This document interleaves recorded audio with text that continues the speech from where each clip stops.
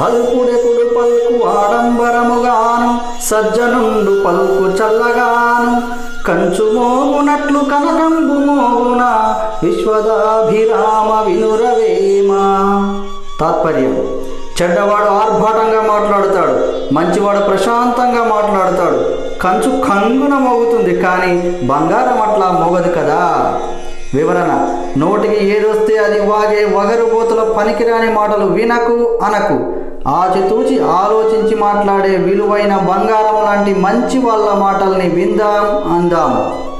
ఉప్పు కప్పురంబు ఒక్క పోలిక నుండు, చూడ చూడ రుచుల జాడ వేరు. పురుషులందు పుణ్య పురుషులు వేరయా, విశ్వదాభిరామ వినురవేమ. తాత్పర్యం: ఉప్పు కర్పూరం రెండు చూడటానికి పైకి తెల్లగానే ఉంటాయి, కానీ చప్పరించి చూస్తే రుచులు వేరుగా ఉంటాయి. అట్లాగే మానవులందరూ పైకి ఒకే మాదిరిగా కనిపిస్తారు, కానీ వారి గుణాలను బట్టి మంచివారెవరో చెడ్డవారెవరో తెలుస్తుంది. వివరణ: మన చుట్టూ ఉండే వాళ్ళ వ్యక్తిత్వాలను, వారు చేసే పనులను బట్టి మంచోళ్ళు చెడ్డోళ్లను గుర్తించగలం, కానీ వారి రూపును బట్టి కాదు. బాహ్య సౌందర్యం కన్నా అంతః సౌందర్యమే గొప్పది.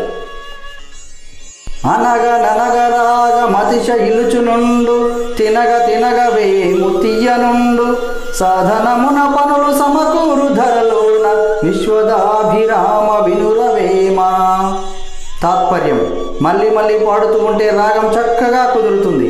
మళ్ళీ మళ్ళీ తినడం వల్ల చేదైన వేపకు కూడా తియ్యగా అనిపిస్తుంది.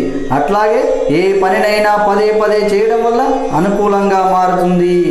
వివరణ: practice makes man perfect. So మనలో ఉన్న నైపుణ్యాలు, టాలెంట్ను బట్టి ఇష్టపడి ఎంచుకున్న ఏ పనైనా లేక ఏ విద్య అయినా చిత్తశుద్ధితో సాధన చేస్తే తప్పకుండా ఆ రంగంలో మంచి నైపుణ్యాన్ని సాధించి జీవితంలో గొప్ప వ్యక్తులుగా నిలుస్తామనడంలో సందేహమే లేదు.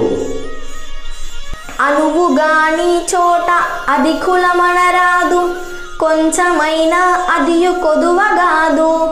కొండ అద్దమందు కొంచెమై ఉండదా, విశ్వదాభిరామ వినురవేమ. తాత్పర్యం: వీలు కాని చోట గొప్ప వాళ్ళమని అనుకోకూడదు. అక్కడ మన గొప్పతనం కనిపించకపోయినా తక్కువేమీ కాదు. పెద్ద కొండ చిన్న అద్దంలో చాలా చిన్నదిగానే కనబడుతుంది కదా. వివరణ: ఎంత గొప్ప వాళ్ళమైనా మనకు అనుకూలం లేని సందర్భాలలో ఎదుటివారు మనల్ని తక్కువగా చూస్తుంటే ఊరుకోవాలే, కానీ మన గొప్పతనాన్ని చూపెట్టే ప్రయత్నం చేయొద్దు. ఎందుకంటే వాళ్ళు పెద్ద కొండను అద్దంలో చూసి చిన్నదిగా ఉందనుకునే మూర్ఖులు కాబట్టి. ఆ మూర్ఖులకు అద్దంలో కొండ చిన్నదిగా కనిపించినంత మాత్రాన కొండ నిజంగా చిన్నదిగా మారదు. అలాగే మనల్ని తక్కువగా చూసినంత మాత్రాన మన గొప్పతనం ఏమీ తగ్గదు. మూర్ఖులతో వాదన ఎప్పటికీ వేదనే మిగుల్చును.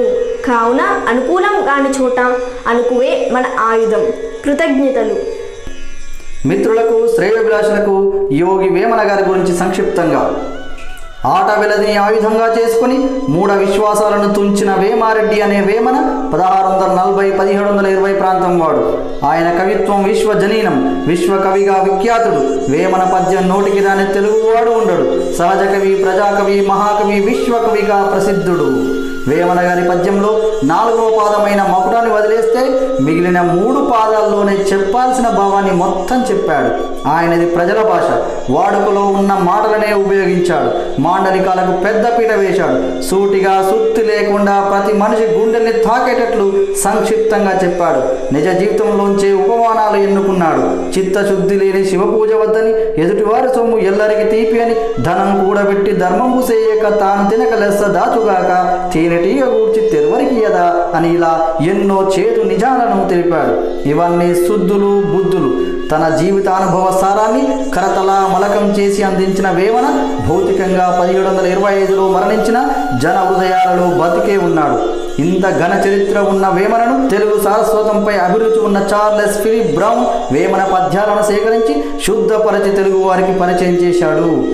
నేడు ఆ వేమన పద్యాలను, తాత్పర్యాలను మరియు నా జీవిత అనుభవాలను వివరణ రూపంలో మీకు అందించాలనుకుంటున్నాను. నా ఈ చిరు ప్రయత్నాన్ని స్వాగతిస్తూ ఆదరిస్తారని ఆశిస్తూ మీ కుక్కడపు రమేష్. Thank you.